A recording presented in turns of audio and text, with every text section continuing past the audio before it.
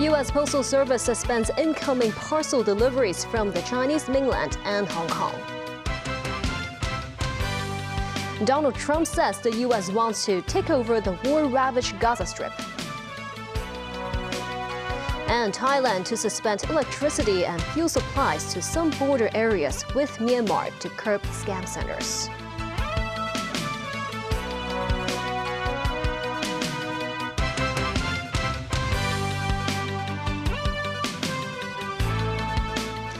Good evening, and thank you for joining us. The White House says a phone call between President Donald Trump and his Chinese counterpart Xi Jinping will happen soon. But Trump says he is in no hurry. This after China announced retaliatory tariffs on select American imports and an antitrust investigation into Google in the wake of an additional 10% U.S. tariff on all Chinese imports. The U.S. also suspended incoming parcel deliveries from the Chinese mainland and Hong Kong. American tariffs on imports from Canada and Mexico were to go into effect on Tuesday, before Trump agreed to a 30-day pause after the two countries acted to address his concerns on border security and drug trafficking. Nasir Karim with more. U.S. President Donald Trump prides himself on having what he believes to be a good relationship with Xi Jinping. He was keen to meet Xi within the first 100 days of his presidency, and a phone call is planned between the two leaders. But with tit-for-tat tariffs sparking what could become a full-scale trade war, Trump said he's willing to wait. We'll speak to him at the appropriate time. I'm in no rush. Washington says Beijing is partly to blame for the flow of the opiate fentanyl into the United States. China denies the accusation, saying fentanyl is an American problem. He is not going to allow China to continue to source and distribute deadly fentanyl into our country. That was the reason for this tariff. It was a retaliatory tariff on China for the last 4 years of their unprecedented distribution of fentanyl into our nation's borders. So when that call happens, we will provide a readout like we always do. As part of the China tariffs, Washington has temporarily suspended parcel deliveries from the mainland and Hong Kong into the U.S., though there's no ban on letters and other flats. The move will affect internet fashion retailer Shein and online dollar store Temu. The so-called de minimis exemption allows importers and U.S. shoppers to avoid paying tariffs on packages worth less than $800, but now that loophole has been closed. The U.S. is also considering adding Shein and Temu to the Department of Homeland Security's forced labor list. Both companies deny using forced labor. On Tuesday, Beijing announced retaliatory tariffs on the U.S. starting from February 10th. It includes a 15% duty on coal and liquefied natural gas products. Crude oil, agricultural machinery and large engine cars will face an additional 10% tariff. Export controls are also being imposed on rare metals that are used in the production of high-tech products. 80% of U.S. rare earth imports come from China, Malaysia, Japan and Estonia. Trump is looking to resource-rich Ukraine as an alternative supply line and as a form of payment for Washington's multi-billion-dollar support for Kiev's war effort against Russia. Nazri Karim, TVB News. The U.S. Postal Service has suspended the acceptance of packages from mainland China and Hong Kong. The Hong Kong Shippers Council warns this could impact e-commerce businesses, potentially leading to a surge in returns. The Macau Post and Telecommunications Bureau has suspended the acceptance of small packets and parcels to the U.S. The U.S. Postal Service announced on its website that the acceptance of incoming international parcels from mainland China and Hong Kong is temporarily suspended until further notice. USPS said the change will not impact the flow of letters and flats, mail that could be up to 38 centimeters long or 1.9 centimeters thick. At post offices in Hong Kong, no relevant notices are posted. Post office staff said they will not accept U.S.-bound parcels for now, including photos and magazines. Discussions are ongoing internally about how to handle the packages already in transit. Some Americans residing in Hong Kong express worries about the impact. I have family still in the U.S. and I always send gifts, from Hong Kong. It doesn't make sense to me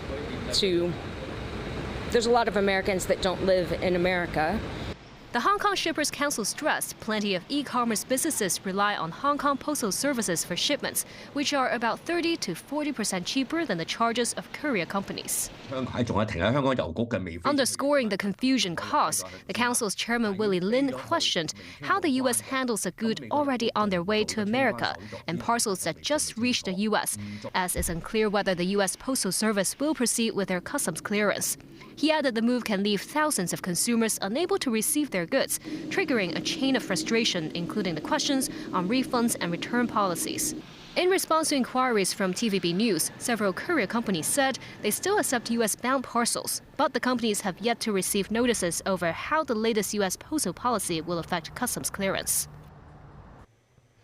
U.S. Customs and Border Protection says the additional 10% tariff imposed on Chinese goods also applies to Hong Kong. Figures provided by the Hong Kong Trade Development Council indicate Hong Kong exports to the U.S. in 2023 reached over 272 billion Hong Kong dollars. That's around 6.9% less than 2022. The U.S. is placed second behind the mainland among Hong Kong's export markets, with the former primarily importing telecommunications equipment and computers from the city. Two Panamanian lawyers are trying to cancel a 25-year concession to Hong Kong's CK Hutchison Holdings to operate two entrance ports in the Panama Canal. The pair filed a lawsuit with the country's Supreme Court the day after U.S. Secretary of State Marco Rubio told Panama's President Jose Raul Mulino to lessen China's influence on the canal. The suit argues that the contract, which was renewed in 2021 pending an audit, is unconstitutional. The U.S. says is an example of China's expansion in Panama, which they say goes against a neutrality treaty signed in 1977. China said allegations about Beijing's control over the U.S.-built canal were totally false and that it had never interfered in canal affairs. Trump wants to retake authority over the canal after the U.S. handed over full control to Panama in 1999. U.S. President Donald Trump offered a jaw-dropping performance during his joint news conference with Israeli Prime Minister Benjamin Netanyahu Tuesday. He suggested the U.S. would take over the war-ravaged Gaza Strip and redevelop the area into the Riviera of the Middle East. Trump's proposal was swiftly rejected and denounced by American allies and adversaries alike. Tracy Furness has more. Trump unveiled his surprise plan without providing specifics at a joint press conference with visiting Israeli Prime Minister Benjamin Netanyahu on Wednesday. Trump said he wants the U.S. to take long-term ownership of the Gaza Strip, redeveloping it after resettling the 1.8 million Palestinian people in other countries. The U.S. will take over the Gaza Strip, and we will do a job with it, too. We'll own it and be responsible for dismantling all of the dangerous unexploded bombs and other weapons on the site, level the site and get rid of the destroyed buildings, level it out, create an economic development that will supply unlimited numbers of jobs and housing for the people of the area. We have an opportunity to do something that could be phenomenal. And I don't want to be cute, I don't want to be a wise guy, but the Riviera of the Middle East, this could be something that could be so bad, this could be so magnificent. Israeli President Benjamin Netanyahu said in order to secure peace in the region, they would need to finish the job. But as we discussed, Mr. President, to secure our future and bring peace to our region, we have to finish the job. In Gaza, Israel has three goals: destroy Hamas's military and governing capabilities, secure the release of all of our hostages, and ensure that Gaza never again poses a threat to Israel. Trump's proposals drew swift opposition from regional and world leaders. In Saudi Arabia, its foreign ministry issued a sharply worded statement saying that their long call for an independent Palestinian state is a firm, steadfast and unwavering position. It also says Saudi Arabia will not stop its tireless work towards the establishment of an independent Palestinian state, with East Jerusalem as its capital, and that the kingdom will not establish diplomatic relations with Israel without that. Australia's Prime Minister said his country continues to support a two-state solution in the Middle East. Trump said he plans to visit Israel, Gaza and Saudi Arabia. Tracy Furness, TVB News. Greenland's parliament has passed a bill that bans political parties from receiving contributions from foreign or anonymous contributors. This after U.S. President Donald Trump expressed his wish that the United States take over the vast mineral-rich Arctic island that belongs to Denmark. Danish Prime Minister Mette Frederiksen met her UK counterpart Keir Starmer to discuss security issues, including the situation regarding Greenland. Frederiksen said after the meeting that the two leaders agreed to work closely on security concerning not only Greenland but the Arctic region. Before taking office for his second term, Trump said he would not rule out using military force to seize control of Greenland, calling it vital to U.S. national security. His oldest son, Donald Trump Jr., visited Greenland last month and told citizens, "We're going to treat you well." Ken Friedberg, a senior legal official from Greenland's parliament, said he did not know whether any foreign donors had contributed to Greenland's political parties and that the idea for the bill is a preventative measure. Thailand said it will suspend electricity and fuel supplies to some border areas with Myanmar in an effort to curb scam centers. Thailand's Deputy Prime Minister Phoutham Wechayachai said regional electricity authorities will be told to cut off power to areas where scam compounds are believed to be operating. Basic essentials in these areas, such as power and internet, are reportedly provided by other countries and not Myanmar. The illegal compounds have ensnared vast numbers of people forced to work in scam centers along the Thai-Myanmar border, generating billions of dollars. The scam compounds have come into renewed focus after Chinese actor Wang Xing was abducted in Thailand last month and taken to Myanmar before he was freed by Thai police. The Thai move comes as Prime Minister Paetongtarn Shinawatra arrived in Beijing for her first visit to China since taking office in August. And still ahead, a 7-hour disruption to East Rail line services due to a faulty sensor on an engineer's train. A 5-year-old girl who fell into a coma after a medical procedure at Yanchai Hospital dies. And the Consumer Council rolls out its GBA Smart Guide website for those who want to buy or rent properties in the Greater Bay Area.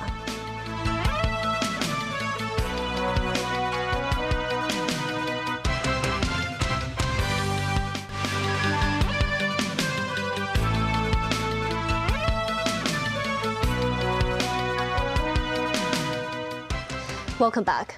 Train services on the East Rail line were disrupted for about 7 hours this morning. The MTR Corporation says a faulty sensor on an engineer's train left it sitting on a railway track near Taiwo Station. Normal services resumed in the afternoon after the faulty train was removed from the scene. The faulty engineer's train remained stationary on the southbound track between Fanling and Taiwo stations this morning. All trains passing through the section, whether they were heading to Admiralty, Lawwu or Lak Ma Chau, had to take turns to use the northbound track. The MTR Corporation announced the incident before the East Rail line began service at around 5:30 a.m.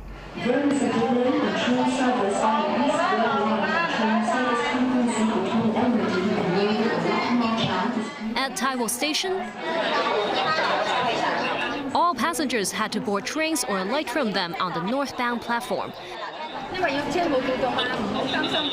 Service intervals between Taipo Market and Lawwu were adjusted to 16 minutes and up to 24 minutes between Taipo Market and Lok Ma Chau stations.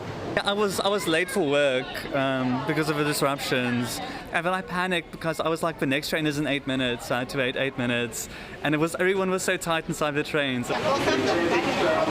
Because of service disruptions, some bus operators have stepped up the frequency of their routes, connecting Taiwo, Taipo, Shatin, and Tai Wai. They include Route 79 of City Bus and Route B8 linking the Hung Yuen Wei border crossing at the New Territories East. While it might not look that crowded at Taipo Market Station, trains were packed to the gills. I work quite far from here, so MTR is actually the quickest way to get there if there was no delay. But now that there's delay, I might consider other options. The MTR Corporation said it detected problems at the sensor of the leveling system of a 5-car engineer's train after it completed overnight work along the tracks. One of its carriages tilted slightly to the left. The railway company apologized for the inconvenience caused but stressed the train did not derail. The vehicle is a heavy type vehicle that are using for the lifting and loading of different equipment for our trackside asset replacement work. Some of the wheels are off rail, but not really derailed in the course of the running. So the train remains stationary at all times. With the train frequency adjusted but not delayed, some wonder if that means the compensation mechanism is not triggered and the MTR Corporation won't be fined for the disruption.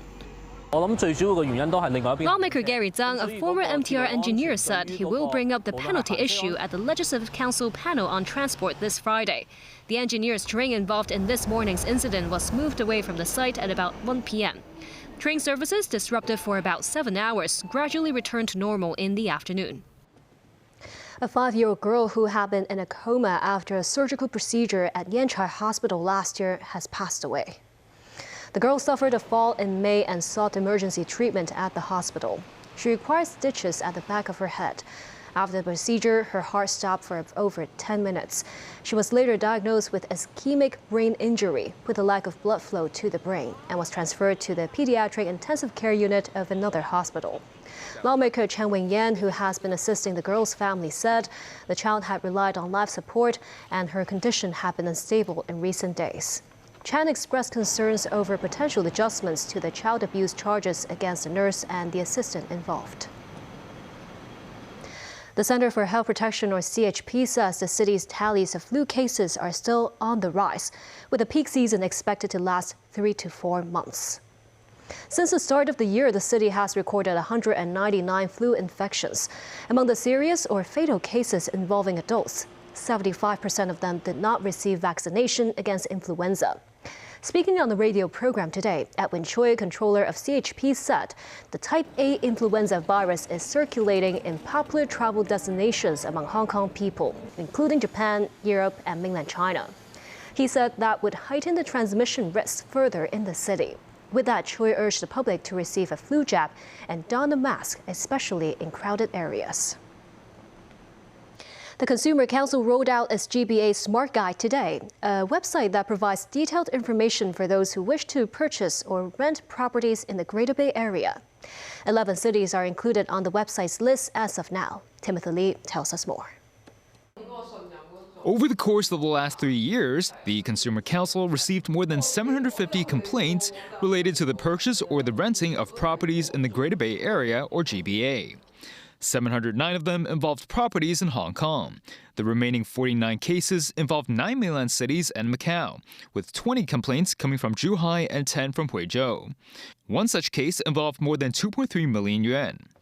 In a bid to address the problem, the Consumer Council today released its GBA Smart Guide, which offers information on purchasing and renting properties in 11 GBA cities such as Guangzhou, Shenzhen, and Zhuhai.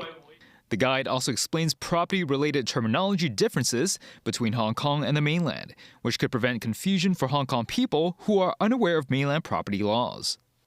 In light of the emphasis and focus recently on GBA, we actually are seeing the growing need of Hong Kong citizens when they decide to move to GBA on a short-term basis or a permanent basis.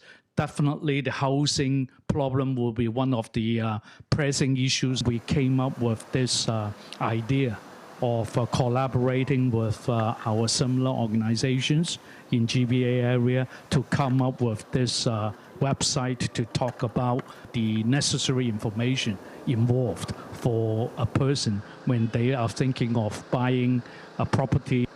The Consumer Council reminded residents who want to purchase properties in the Greater Bay Area that the GBA Smart Guide provides information on properties in specific cities, as well as necessary documents for any purchase and local property management policies. Timothy Lee, TVB News. And that's the news. Thank you for watching.